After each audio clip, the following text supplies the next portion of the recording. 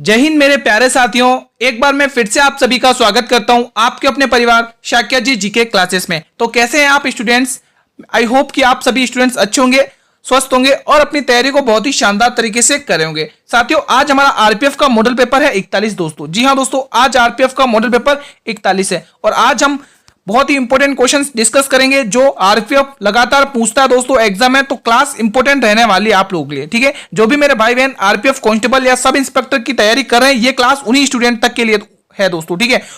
तो दोस्तों अंत तक बने रहना। आज आपका टेस्ट नंबर 41 है दोस्तों, ठीक है। आप बेफिक्र रहिए, फुल रिवीजन रहेगा दोस्तों, ठीक है। आप लोग कमेंट करना कि आपने कितने क्वेश्चन सही किए हैं। बिना समय गवाए हम हमारी क्लास को कंटिन्यू करते हैं।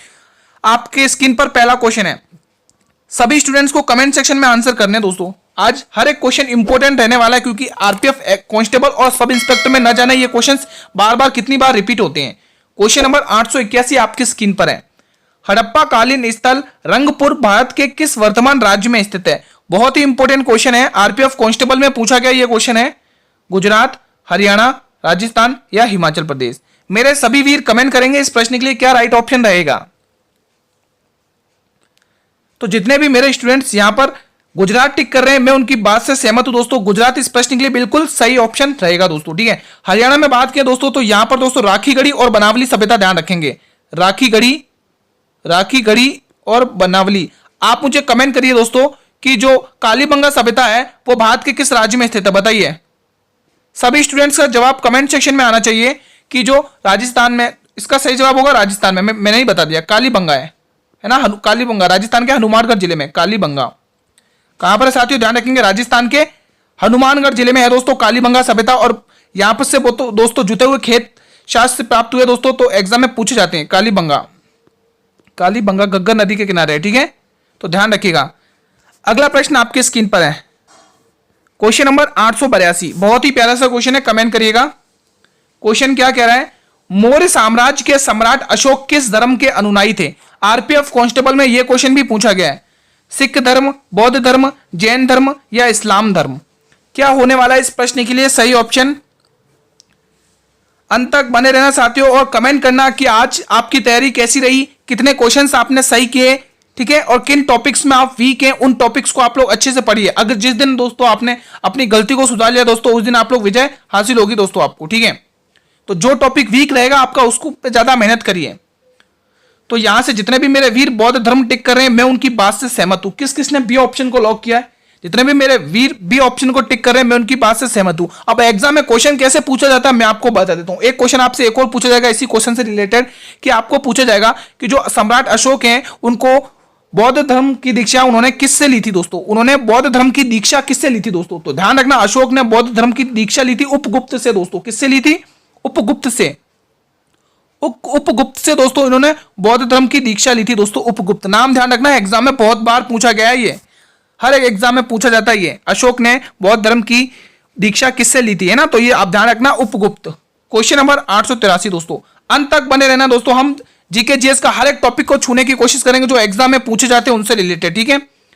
कुतुब मीनार की 5वीं मंजिल का निर्माण किसने करवाया? अलाउद्दीन खिलजी ने, फिरोज शाह तुगलक ने, इल्तुतमिश ने या फिर कुतुबुद्दीन ऐबक ने? मेरे सभी वीर कमेंट करेंगे कुतुब मीनार की 5वीं मंजिल का निर्माण किसने करवाया था? अलाउद्दीन खिलजी ने, फिरोज शाह तुगलक ने, शमशुद्दीन इल्तुतमिश ने या कुतुबुद्दीन ऐबक ने? अगर आपको क्वेश्चन ऐसा पूछता ना कि कुतुब मीनार का निर्माण किसने शुरू करवाया, तो ध्यान रखना वो थे कुतुबुद्दीन ऐबक दोस्तों। गुलाम वंश के संस्थापक कुतुबुद्दीन ऐबक दोस्तों, ऐबक। इसका निर्माण शुरू करवाया दोस्तों किसका? कुतुब मीनार का। और पूरा किसने करवाया था? पूरा करवाया था इल्तुतमिश ने, ठीक है। और आपको पूछा 5वीं मंजिल का निर्माण किसने करवाया, तो ध्यान रखना फिरोज शाह तुगलक डायनेस्टी के वंश, ठीक है। ध्यान रखना तुगलक डायनेस्टी से संबंधित है इनका। तो फिरोज शाह तुगलक ने कुतुब मीनार की 5वीं मंजिल का निर्माण करवाया था दोस्तों, ठीक है। बढ़े आगे, चलिए नेक्स्ट क्वेश्चन आपकी स्क्रीन पर है।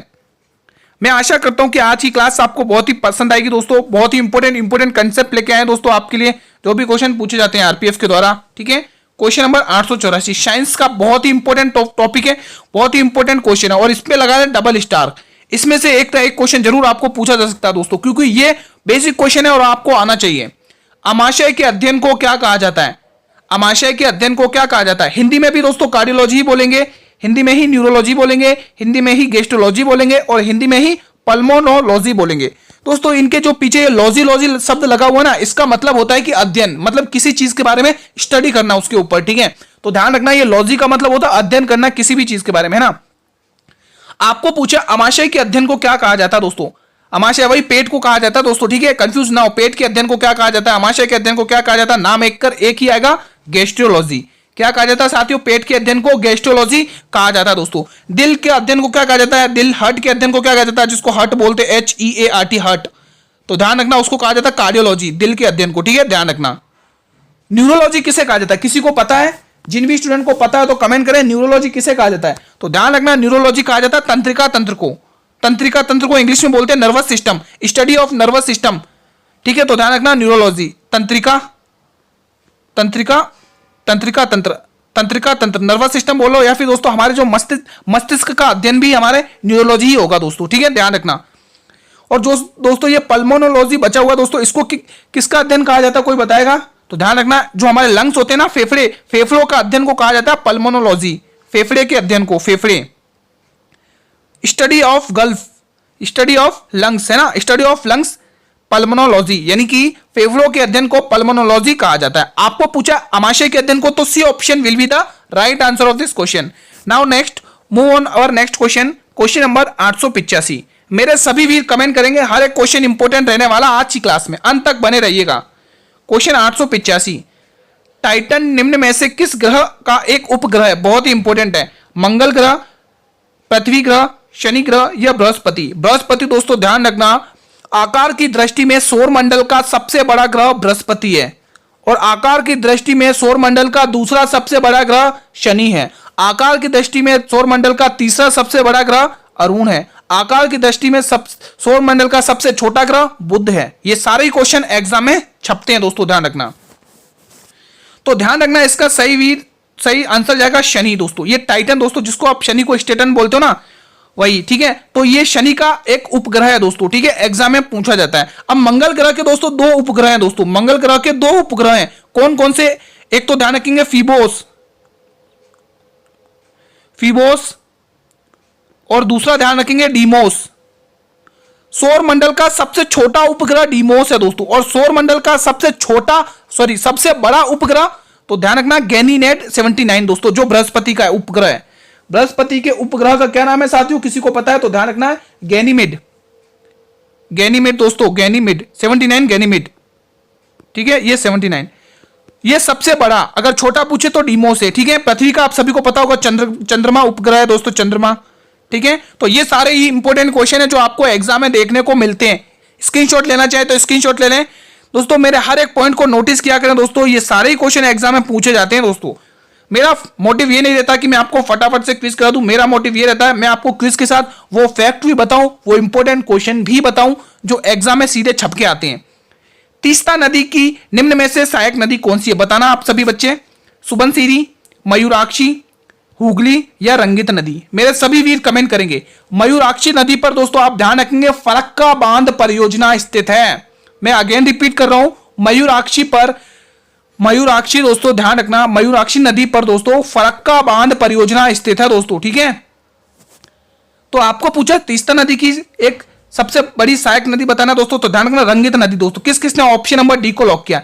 तीस्ता नदी दोस्तों रंगित नदी की एक सहायक नदी है। रंगित नदी की बात करें दोस्तों, सिक्किम की सबसे लंबी नदी है दोस्तों, सिक्किम की सबसे लंबी नदी है, सिक्किम की सबसे लंबी नदी है दोस्तों, सिक्किम की लंबी नदी है, ठीक है। अगर आप बात करें दोस्तों तीस्ता नदी की, तो ध्यान रखना यहां से क्वेश्चन पूछ लिया जाता है, इसलिए मैं आपको एक्स्ट्रा इंफॉर्मेशन दे रहा हूं। यहां इसका उद्गम होता है पाहुनरी ग्लेशियर से, पाहुनरी ग्लेशियर से साथियों, साथियों इसका उद्गम होता है पाहुनरी ग्लेशियर से, पाहुनरी ग्लेशियर सिक्किम से दोस्तों, ठीक है, ध्यान रखना एग्जाम में पूछा जाता है दोस्तों, ठीक है। दोस्तों एग्जाम में आपको क्वेश्चन पूछा जाता है कि भारत और बांग्लादेश के मध्य किस नदी को लेकर विवाद रहता हमेशा, तो ध्यान रखना तीस्ता नदी है दोस्तों। भारत और बांग्लादेश, पड़ोसी देश बांग्लादेश, ठीक है, भारत और बांग्लादेश के मध्य विवाद रहता दोस्तों, ठीक है, विवाद रहता है इस नदी को लेकर, ठीक है दोस्तों, ध्यान रखना। बांग्लादेश जो हमारे भारत के साथ 40-96 किलोमीटर की लंबी सीमा साझा तय करता है। अगर छोटी पूछे दोस्तों तो 106 किलोमीटर की सीमा अफगानिस्तान लगाता है, ठीक है। लंबी और छोटी आपको पता होनी चाहिए दोस्तों, सबसे लंबी सीमा किसकी लगती है पड़ोसी देश की, तो बांग्लादेश, ध्यान रखना है। क्वेश्चन नंबर 887 बहुत ही इंपॉर्टेंट क्वेश्चन है दोस्तों। एटलस पर्वत किस देश में स्थित है बताइए? अफ्रीका, उत्तरी अमेरिका, दक्षिणी अमेरिका या रूस? मेरे सभी वीर कमेंट करेंगे, बहुत ही इंपॉर्टेंट ये क्वेश्चन है दोस्तों। ध्यान रखना, रेलवे का कोई भी एग्जाम हो, चाहे आरपीएफ का हो, चाहे सब इंस्पेक्टर का हो, चाहे एनटीपीसी का हो, चाहे एएलपी का हो दोस्तों, ठीक है, कोई भी एग्जाम हो, रेलवे का फेवरेट टॉपिक रहता है वर्ल्ड ज्योग्राफी। वर्ल्ड ज्योग्राफी से दोस्तों आपको 2 से 4 क्वेश्चन देखने को जरूर मिलते हैं दोस्तों। तो इन 2 या 4 नंबर को आप लोग पक्के कर लीजिए दोस्तों। डेली क्लासेस लेंगे, आपके पक्के हो जाएंगे दोस्तों। मैं हर एक इंपॉर्टेंट क्वेश्चन करा दूंगा। ये दोस्तों एटलस पर्वत की बात करें दोस्तों, अफ्रीका है दोस्तों। अगर अफ्रीका, ठीक है, एटलस पर्वत किस देश में स्थित है? अफ्रीका। अफ्रीका का नाम सुनते हैं दोस्तों, अफ्रीका का एक घास का मैदान है, सवाना घास का मैदान, बहुत इंपॉर्टेंट है। सवाना घास के मैदान किस देश में देखने को मिलते हैं? अफ्रीका में दोस्तों। किसने ऑप्शन नंबर ए को लॉक किया दोस्तों? एटलस पर्वत अफ्रीका में दोस्तों। अगर रूस की बात करें दोस्तों, रूस में आपको 2 पर्वत बहुत अच्छे से ध्यान रखना। एक तो यूराल पर्वत, एक ध्यान रखना यूराल पर्वत, मैं अच्छे से लिख देता हूं, मेरे सभी स्टूडेंट्स को दिखे अच्छे से, ठीक है दोस्तों। हर एक पॉइंट को नोटिस करना, एक एक पॉइंट इंपॉर्टेंट रहेगा आपके लिए, ठीक है। अगर रूस की बात करें तो यूराल पर्वत, यूराल और काकेशस पर्वत, क्या ध्यान रखेंगे? काकेशस पर्वत, ठीक है। ये दोनों पर्वत दोस्तों ध्यान रखना रूस में है दोस्तों। एग्जाम में सीधा उठकर आएगा कि यूराल पर्वत का संबंध किस देश से, ऐसा क्वेश्चन आएगा। तो ध्यान रखना दोस्तों, बहुत ही इंपॉर्टेंट क्वेश्चन बनेगा साथियों, ठीक है। उत्तरी अमेरिका में दोस्तों कौन सा है दोस्तों बताइए? उत्तरी अमेरिका में कौन सा पर्वत है बताइए? सभी वीर बताएंगे, उत्तरी अमेरिका में कौन सा पर्वत है? एंडीज पर्वत। किसने एंडीज टिक किया? एंडीज पर्वत है उत्तरी अमेरिका में, एंडीज, ठीक है, ध्यान रखना। अगला क्वेश्चन आपकी स्क्रीन पर है। मैं आशा करता हूं कि आपको यह क्वेश्चन समझ में आया होगा अच्छे से। क्वेश्चन नंबर 888, मेरे सभी वीर कमेंट करेंगे। क्वेश्चन क्या कह रहा है? क्वेश्चन कह रहा है मेजर ध्यानचंद पुरस्कार की शुरुआत किस वर्ष में हुई थी? 2002 में, 2005 में, 2014 में या 2007 में दोस्तों ध्यान रखना, मेजर ध्यानचंद पुरस्कार की शुरुआत हुई थी 2002 में दोस्तों। इस पुरस्कार में दोस्तों कितने रुपए की राशि दी जाती है? कोई बताएगा कमेंट में, इसमें कितने रुपए की राशि दी जाती है? तो मेरे सभी भी ध्यान रखना, इसमें दी जाती है 10 लाख रुपए तक की राशि। कितने रुपए राशि? 10 लाख रुपए तक की राशि दी जाती है। बढ़े अगले क्वेश्चन की तरफ, चलिए next question on your screen. Question number 889, मेरे सभी वीर कमेंट करेंगे। क्वेश्चन क्या कह रहा है? सरकार की संसदीय व्यवस्था को किस देश के संविधान से लिया गया? बहुत ही इंपॉर्टेंट है। अमेरिका, जापान, ब्रिटेन या कनाडा? मेरे सभी वीर कमेंट करके बताएंगे, बहुत ही इंपॉर्टेंट है। सरकार की संसदीय व्यवस्था को किसके संविधान से लिया गया है? तो मेरे सभी वीर यहां पर ब्रिटेन टिक करें, मैं उनकी बात से सहमत हूं दोस्तों। She will be the right answer. अब कनाडा के संविधान से क्या क्या लिया गया, मोस्ट इंपोर्टेंट मैं बता देता हूं। सबसे पहले संघीय व्यवस्था। एग्जाम में सीधा क्वेश्चन छपेगा कि संघीय व्यवस्था को किसके संविधान से लिया गया, ठीक है। मैं आपको बार बार चिल्ला कर बोल रहा हूं दोस्तों, ये जो संविधान के स्रोत वाला टॉपिक है कि ये संविधान किसके संविधान से लिया गया, किस देश के संविधान से बोरो किया, ये टॉपिक दोस्तों आपको घोट कर पी जाना है दोस्तों। मैं वापिस बोल रहा हूं, एग्जाम में एक क्वेश्चन जरूर देखने को मिलेगा, ये गारंटी बोल रहा हूं दोस्तों, एक क्वेश्चन जरूर देखने को मिलेगा, ठीक है। और क्या लिया गया दोस्तों? तो ध्यान रखना, केंद्र के द्वारा राज्यपाल की राज्य में नियुक्ति, ठीक है, ध्यान रखना, केंद्र के द्वारा राज्यपाल की नियुक्ति, अपॉइंटमेंट ऑफ गवर्नर, राज्यपाल की नियुक्ति दोस्तों ध्यान रखेंगे, केंद्र के द्वारा। किसके द्वारा? केंद्र के द्वारा। इसका पद हमने किसके संविधान से लिया दोस्तों? कनाडा के संविधान से। राज्य में राज्यपाल की नियुक्ति, ठीक है, कनाडा के संविधान से। तो ध्यान रखना, इंपॉर्टेंट क्वेश्चन बनेगा यहां से आपके लिए। बढ़े अगले क्वेश्चन की तरफ बिना समय गवाए। अगला क्वेश्चन आपकी स्क्रीन पर है। मैं आशा करता हूं कि आपको ये क्लास अच्छी लग रही हो। अगर क्लास अच्छी लगे तो मेरे वीर एक बार क्लास को लाइक कर देना। आपके लाइक से हमें मोटिवेशन मिलता है, हमें हिम्मत मिलती है आपके लिए और भी अच्छा कंटेंट प्रोवाइड करने की, और भी मेहनत करने के लिए। वेलिंगटन कप का संबंध किस खेल से है? गोल्फ, हॉकी, क्रिकेट, शतरंज? बहुत ही इंपॉर्टेंट है वेलिंगटन कप। मेरे सभी वीर कमेंट करेंगे, इंपॉर्टेंट क्वेश्चन आपकी स्क्रीन पर है। तो जितने भी मेरे प्यारे साथी बी ऑप्शन को लॉक कर रहे हैं, मैं उनकी बात से संबंधित हूं दोस्तों, ठीक है, मैं उनकी बात से सहमत हूं। तो यहां पर ध्यान रखेंगे, हॉकी खेल में दोस्तों हमें वेलिंगटन कप मिलता है दोस्तों। और हॉकी कप की बात करें तो आगा खां कप बहुत बार पूछा जाता है। आगा खां कप का संबंध किस खेल से है? तो ध्यान रखेंगे हॉकी से। बैटन कप मैं वही बताऊंगा जो एग्जाम में सीधे छपते हैं, आप प्रीवियस ईयर पेपर उठाकर देख लीजिए, ये क्वेश्चन पूछा गया बैटन कप। और आप ये भी देखिए कि रंगास्वामी कप कितनी बार पूछा गया आपके एग्जाम में रेलवे के। रंगा स्वामी सीधा पूछा जाता है कि रंगा स्वामी कप का संबंध किस खेल से है? सभी बच्चे हॉकी टिक करेंगे दोस्तों, ठीक है। अगला क्वेश्चन आपकी स्क्रीन पर, क्वेश्चन नंबर 891। मेरे सभी वीर कमेंट करेंगे इस प्रश्न का क्या कह रहा है ये क्वेश्चन। ये क्वेश्चन कह रहा है कि निम्न में से किस झील का संबंध कर्नाटक से। अब देखिए दोस्तों, नया टाइप का क्वेश्चन देखने को मिल रहा है आपको, चोलामू, उलसूर, असुम्पा या लौसी। मेरे सभी वीर कमेंट करेंगे निम्न में से किस झील का संबंध कर्नाटक से है। सभी बच्चे बताएंगे इस प्रश्न के लिए क्या राइट ऑप्शन रहेगा। अगर हम इस क्वेश्चन की बात करें साथियों, तो इसका सही जवाब हो जाएगा दोस्तों उलसूर झील कर्नाटक की है। उलसूर झील कर्नाटक की है। गुरुजी उलसूर झील तो बता दिया, लेकिन चोलामू झील भी बता दीजिए दोस्तों। सिक्किम की है दोस्तों, सिक्किम की झील है, सिक्किम की झील है दोस्तों, सिक्किम की। सिक्किम को किस संविधान संशोधन के तहत पूर्ण रूप से राज्य का दर्जा दिया गया? मेरे सभी वीर कमेंट करेंगे, मेरे सभी वीर कमेंट करेंगे, और कौन सी अनुसूची जोड़ी गई ये भी बताइएगा, ठीक है। असुम्पा झील गुरुजी ओडिशा की है, ओडिशा टिक करेंगे हम इस पर, ओडिशा बिल्कुल सही जवाब है, ओडिशा। लौसी झील गुरुजी मणिपुर की है, मणिपुर। और मणिपुर का नाम सुनते ही आपको लोकतक झील कभी नहीं भूलनी। क्यों नहीं भूलनी? क्योंकि उस पर ध्यान रखना दोस्तों, तैरता हुआ राष्ट्र उद्यान स्थित है। कौन सा? किबुल लामजाओ राष्ट्र उद्यान। मणिपुर का नाम सुनते ही लोकतक झील दिमाग में अपने आप आ जानी चाहिए दोस्तों, ठीक है। अगला क्वेश्चन आपकी स्क्रीन पर है, क्वेश्चन नंबर 892 दोस्तों, बहुत ही प्यारा सा क्वेश्चन है दोस्तों। मैं आपको इस क्वेश्चन को स्टार्ट करने से बता देता हूं, क्लास डेली 8 PM पर आपके लिए अपलोड हो जाती है। आप लोग अच्छे से टेस्ट दीजिए, अपनी तैयारी को एनालाइज करिए कि किस लेवल तक आपकी तैयारी चल रही है। साथियों, महात्मा गांधी सेतु पुल किस राज्य में स्थित है? मेरे सभी वीर कमेंट करेंगे, बिहार राज्य, असम राज्य, राजस्थान राज्य या उत्तर प्रदेश राज्य। दोस्तों, अधिकतर मोस्ट इंपोर्टेंट पुल होते हैं ना, जो जैसे वो अधिकतर बिहार राज्य में ही पाए जाते हैं, तो बिहार राज्य option number A will be the right answer. Bihar में दोस्तों दक्षिण हाजीपुर पटना, ध्यान रखना, दक्षिण हाजीपुर पटना, दक्षिण हाजीपुर पटना में है दोस्तों, दक्षिण हाजीपुर पटना दोस्तों। एग्जाम में सीधा पूछा जाता है दोस्तों, ठीक है, तो ध्यान रखना एग्जाम की दृष्टि से यह क्वेश्चन आपके लिए इंपॉर्टेंट बनेगा दोस्तों। असम और अरुणाचल प्रदेश में दोस्तों कौन सा पुल है दोस्तों? तो ध्यान रखना भूपेन हजारिका पुल, लिख लो यहां पे। असम में कौन सा? भूपेन हजारिका पुल, भूपेन हजारिका पुल, भूपेन हजारिका पुल, भूपेन हजारिका पुल, भूपेन हजारिका पुल, ठीक है, एग्जाम में सीधा पूछा जाएगा। अगला क्वेश्चन आपकी स्क्रीन पर है 893। क्वेश्चन क्या कह रहा है? जाट जाटिन लोक नृत्य किस राज्य का प्रसिद्ध है? बहुत ही इंपोर्टेंट। आंध्र प्रदेश, छत्तीसगढ़, गुजरात या बिहार। अगर गुजरात की बात करें दोस्तों, डांडरिया लोक नृत्य, डांडरिया, भवाई लोक नृत्य, ये सारे गुजरात में देखने को मिलेंगे साथियों, ठीक है। गोबी लोक नृत्य आंध्र प्रदेश में, गोबी बहुत बार पूछा जाता है दोस्तों। माधुरी लोक नृत्य, माधुरी।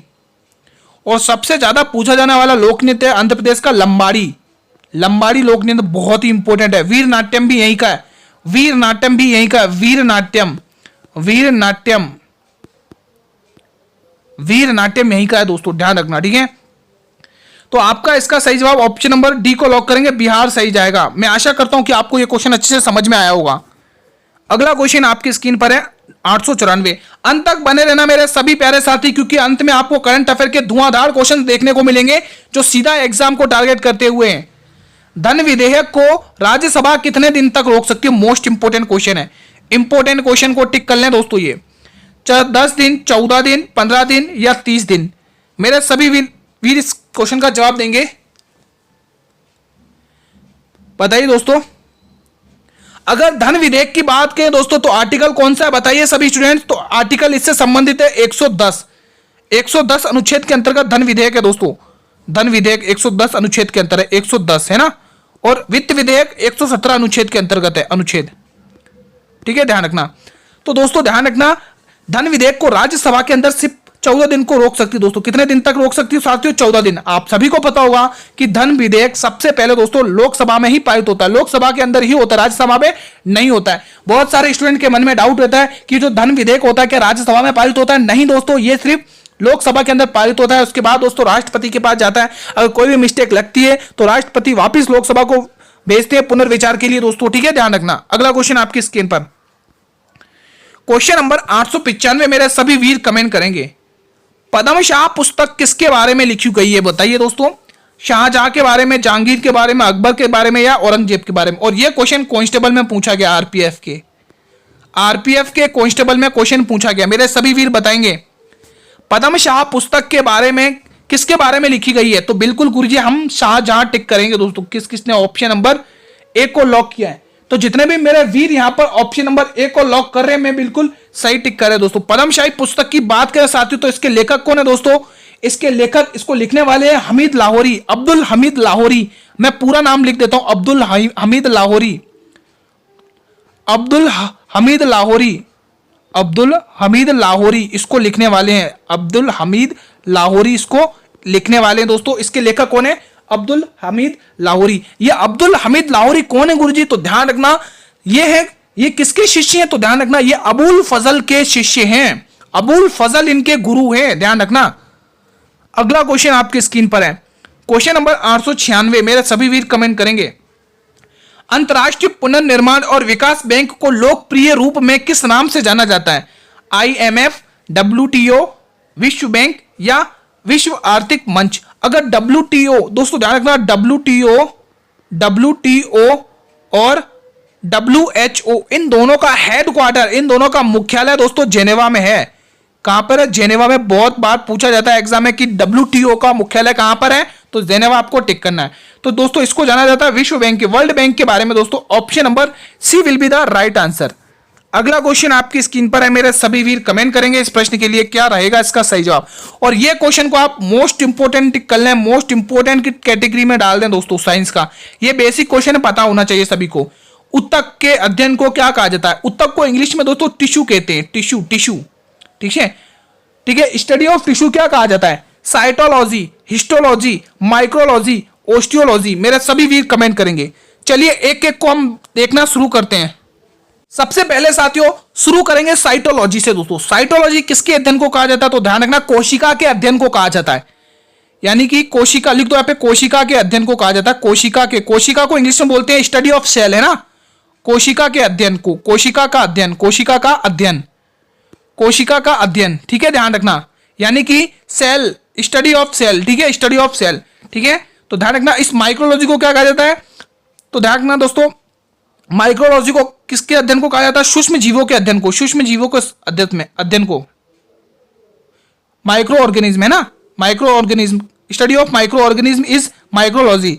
सूक्ष्म जीवों का अध्ययन, सूक्ष्म जीवों का अध्ययन, सीधा एग्जाम में पूछा जाएगा। सूक्ष्म जीवों का अध्ययन, सूक्ष्म जीवों का अध्ययन, ठीक है, मतलब कि micro organism, study of micro organism, तो आप कहेंगे माइक्रोलॉजी। ऑस्टियोलॉजी किसके अध्ययन को कहा जाता है? तो दोस्तों ध्यान रखना कंकाल या फिर हड्डियों के अध्ययन को, हड्डियों के अध्ययन को, स्केलेटल सिस्टम, हड्डियों के अध्ययन को, ठीक है। तो ध्यान रखना हड्डियां कह लो या फिर आप इसको क्या कह लो, अध्ययन के हड्डियां कह लो या फिर कंकाल कह लो, ठीक है। तो आपको पूछा उत्तक के अध्ययन को क्या कहा जाता है? हिस्टोलॉजी। स्टडी ऑफ टिश्यू क्या कहा जाता है? Histology. Option B will be the right answer. मैं आशा करता हूं कि यह क्वेश्चन आपको अच्छे से समझ में आया होगा। अगला क्वेश्चन आपकी स्क्रीन पर है, क्वेश्चन नंबर 898। नवाबगंज पक्षी अभयारण्य यूपी के किस राज्य में, किस जिले में स्थित है? नवाबगंज पक्षी अभयारण्य उत्तर प्रदेश के किस जिले में स्थित है? संत कबीर नगर में, गौतम बुद्ध नगर में, उन्नाव यूपी में या फिर रायबरेली यूपी में? बताइए। एक एक को हम स्टार्ट करते हैं दोस्तों, क्योंकि यहां से बहुत इंपॉर्टेंट पूछे जाते हैं। बखीरा पक्षी अभयारण्य कहां पर है साथियों? बखीरा पक्षी अभयारण्य गुरुजी ये है दोस्तों संत कबीर नगर में, संत कबीर नगर में अभयारण्य, ठीक है। बखीरा पक्षी अभयारण्य संत कबीर नगर में। गौतम बुद्ध में दोस्तों मोस्ट इंपोर्टेंट है ओखला पक्षी अभयारण्य, ओखला पक्षी अभयारण्य, ओखला पक्षी अभयारण्य, ठीक है, ध्यान रखना ओखला अभयारण्य। ओखला अभयारण्य दोस्तों एग्जाम में सीधा पूछा जाएगा कि ओखला अभयारण्य कहां पर स्थित है? उन्नाव यूपी में दोस्तों कौन सा? बताइए। नवाबगंज पक्षी अभयारण्य है, यही सही जवाब जाएगा। उन्नाव यूपी में कौन सा अभयारण्य है? नवाबगंज पक्षी अभयारण्य। रायबरेली यूपी में दोस्तों समक्षपुर पक्षी अभयारण्य, मोस्ट इंपोर्टेंट ये भी है, समक्षपुर पक्षी अभयारण्य।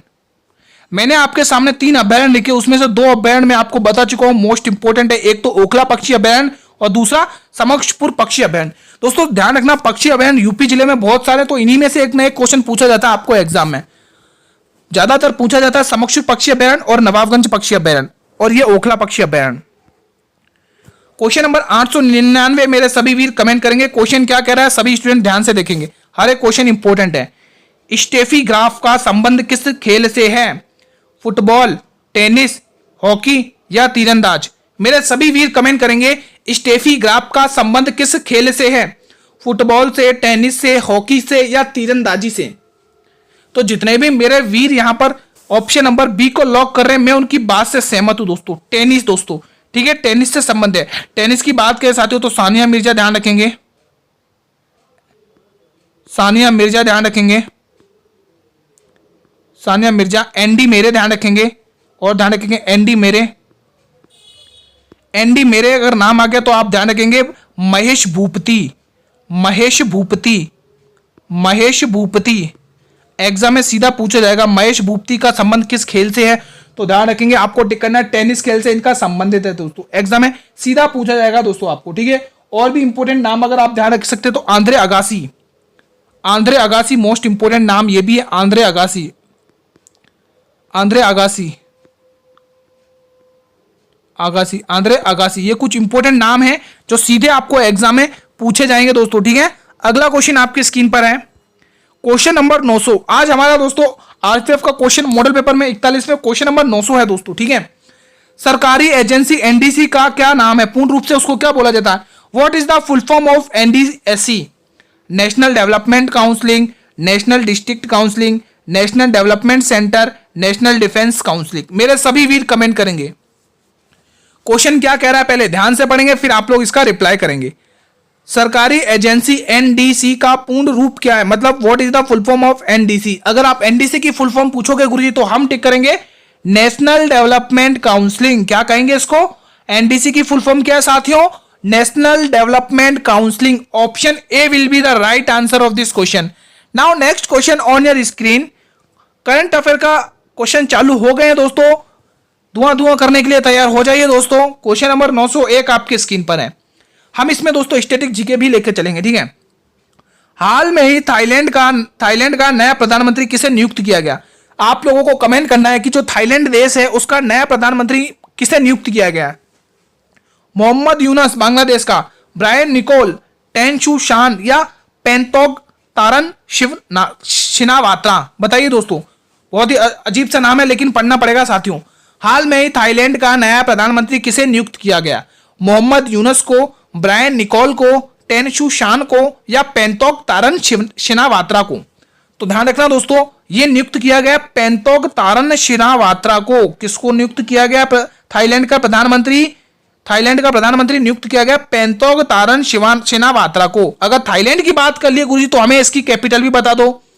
थाईलैंड की राजधानी बताइए दोस्तों, थाईलैंड की कैपिटल बताइए, बताएंगे जल्दी से क्या होगा? राजधानी क्या है? बैंकॉक, बैंकॉक ध्यान रखेंगे, बैंकॉक थाईलैंड, ठीक है। तो ध्यान रखना कैपिटल भी लेके चलेंगे, एग्जाम में पूछी जाती हैं। अगला क्वेश्चन आपकी स्क्रीन पर है। मेरे सभी वीर हर क्वेश्चन का जवाब कमेंट बॉक्स में देंगे। ये कमेंट बॉक्स आप लोगों के लिए ही बनाया गया है दोस्तों। आप लोग आपके जो भी डाउट हुआ करें किसी भी क्वेश्चन से रिलेटेड इस मॉडल पेपर के अंदर, तो आप तुरंत कमेंट बॉक्स में पिन किया करें, मैं आपके रिप्लाई कर दिया करूंगा दोस्तों, ठीक है। हाल में ही संयुक्त राष्ट्र में भारत का स्थायी प्रतिनिधि किसे नियुक्त किया गया? बताएंगे सभी वीर। पर्वतनेनी हरीश को, टीवी सोमनाथन को, गोविंद मोहन को या राहुल नवीन को? मेरे सभी वीर कमेंट करेंगे। मैं एक बार क्वेश्चन वापस रिपीट कर रहा हूं। हाल में ही संयुक्त राष्ट्र में भारत का स्थायी प्रतिनिधि किसे नियुक्त किया गया? पर्वतनेनी हरीश को, टीवी सोमनाथन को, गोविंद मोहन को या फिर राहुल नवीन को? क्या होगा इसका सही जवाब? तो भाई जितने भी वीर मेरे यहाँ पे ऑप्शन नंबर ए को लॉक कर रहे हैं, मैं उनकी बात से पूरी तरह सहमत हूं। किस किसने ऑप्शन नंबर बी को लॉक, ए को लॉक किया है? जितने भी ऑप्शन नंबर ए को लॉक करें उनका सही है, जितने भी बी ऑप्शन, सी ऑप्शन और डी को लॉक करें उनका गलत है भाई। ऑप्शन नंबर ए को लॉक करने वाले बिल्कुल सही हैं। अगला क्वेश्चन आपकी स्क्रीन पर है, क्वेश्चन नंबर 903 बहुत ही इंपॉर्टेंट है दोस्तों। ये क्वेश्चन बहुत ही इंपॉर्टेंट है, मेरे सभी वीर कमेंट करेंगे, बहुत ही इंपॉर्टेंट क्वेश्चन है ये। क्वेश्चन क्या कह रहा है पहले ध्यान से पढ़ेंगे। क्वेश्चन कह रहा है 70वें राष्ट्रीय फिल्म पुरस्कार 2024 में किसे, यहां पर किसे आएगा, किसे सर्वश्रेष्ठ फिल्म के पुरस्कार के लिए चुना गया है? बंगाली फिल्म कावेरी अंतर्धान, मलयालम फिल्म अट्टम को, असमिया फिल्म एमिथु पुथी को, हिंदी फिल्म गुलमोहर को? बहुत ही इंपॉर्टेंट क्वेश्चन है, बताइए 70वें राष्ट्रीय फिल्म पुरस्कार 2024 में किसे सर्वश्रेष्ठ पुरुष फिल्म के पुरस्कार के लिए चुना गया? पहला ऑप्शन बंगाली फिल्म कावेरी अंतर्धान को, दूसरा ऑप्शन मलयालम फिल्म अट्टम को, तीसरा ऑप्शन असमिया फिल्म एमुथी पुथी को, चौथा ऑप्शन हिंदी फिल्म गुलमोहर को। बताइए। मेरे सभी वीर कमेंट करेंगे क्वेश्चन का जवाब कमेंट सेक्शन में। आज होमवर्क भी देना आपको क्वेश्चंस के, ठीक है। आज मैं आपको होमवर्क में भी क्वेश्चंस दूंगा। बताइए जल्दी जल्दी से। तो बिल्कुल बंगाली फिल्म कावेरी अंतर्धान को, option number A will be the right answer. इसी फिल्म को चुना गया है। क्वेश्चन नंबर 904 आपकी स्क्रीन पर है। मेरे सभी वीर कमेंट करेंगे। क्वेश्चन क्या कह रहा है? क्वेश्चन कह रहा है कि राष्ट्रीय स्टार्टअप दिवस 2024 में कब मनाया गया? 16 जनवरी को, 15 जनवरी को, 13 जनवरी को, 14 जनवरी को। मेरे सभी वीर कमेंट करेंगे। बहुत ही इंपॉर्टेंट सा क्वेश्चन आपकी स्क्रीन पर रखा हुआ है। राष्ट्रीय स्टार्टअप दिवस 2024 कब मनाया गया? अच्छा, 16 जनवरी को, 15 जनवरी को, 13 जनवरी को या 14 जनवरी को? तो जितने भी मेरे प्यारे वीर यहां पर ऑप्शन नंबर ए को लॉक कर रहे हैं 16 जनवरी, मैं उनकी बात से बिल्कुल सहमत हूं। Option A will be the right answer of this question. अगला और अंतिम प्रश्न आपकी स्क्रीन पर है, इसका जवाब दें। फिर उसके बाद दोस्तों हम हमारा होमवर्क के क्वेश्चन भी आपको दे देते हैं फटाफट से। क्वेश्चन क्या कह रहा है? 905 महर्षि वाल्मीकि अंतरराष्ट्रीय हवाई अड्डा कहां पर स्थित है? लखनऊ, अयोध्या, आगरा या दिल्ली? बताएंगे दोस्तों। महर्षि वाल्मीकि अंतरराष्ट्रीय हवाई अड्डा कहां पर स्थित है? सभी वीर कमेंट करिएगा, बहुत इंपॉर्टेंट है। लखनऊ, अयोध्या, आगरा या दिल्ली?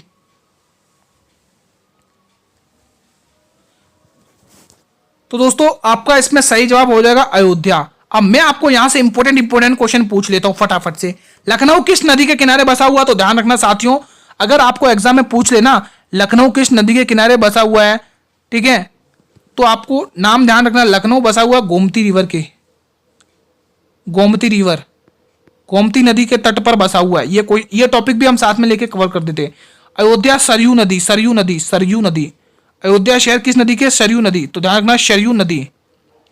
सीधा पूछा जाएगा आपको कि अयोध्या किस नदी के तट पर स्थित है? तो सरयू नदी।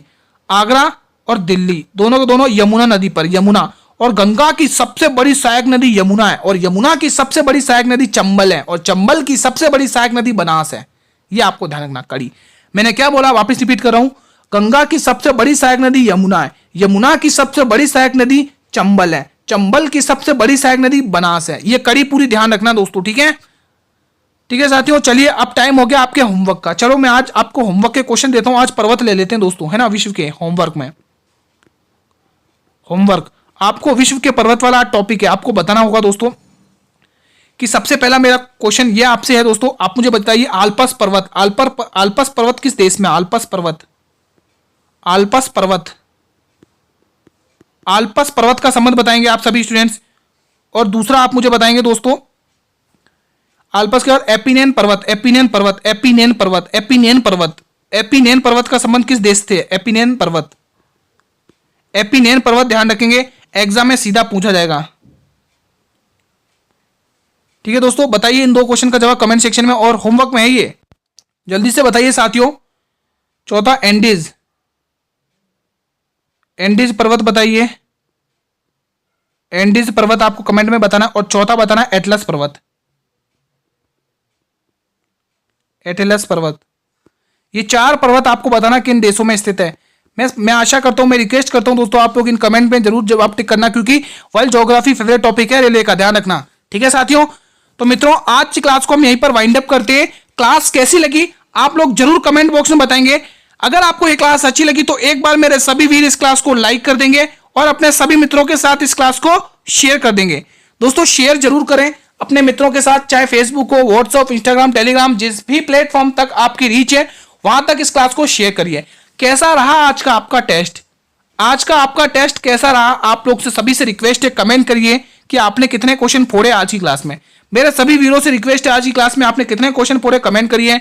अगर इस क्लास के अंदर किसी भी क्वेश्चन से किसी भी प्रकार का कैसा भी डाउट हो तो ये कमेंट बॉक्स आप लोगों के लिए कमेंट जरूर करिएगा। अगर आप लोग चाहते हैं ऐसा ही कंटेंट आपको डेली मिले, डेली प्रैक्टिस सेट के लिए क्वेश्चंस डेली मिले, तो आप लोग मेरे चैनल पर अगर आप पहली बार विजिट कर रहे हो तो चैनल को सब्सक्राइब कर लेना और बेल नोटिफिकेशन को भी प्रेस कर लेना, ताकि मैं जब भी लेटेस्ट क्लास लेके आऊं तो यूट्यूब सबसे पहले नोटिफिकेशन आपको ही भेजेगा दोस्तों। ठीक है, फ्री पीडीएफ के लिए दोस्तों आप लोग मेरे टेलीग्राम चैनल को ज्वाइन कर लें। फ्री पीडीएफ आपको टेलीग्राम चैनल पर मिल जाएगी, कोई चार्ज नहीं है दोस्तों, फ्री पीडीएफ टेलीग्राम चैनल पर मिल जाएगी। टेलीग्राम चैनल का नाम है दोस्तों शाक्या जी जीके क्लासेस।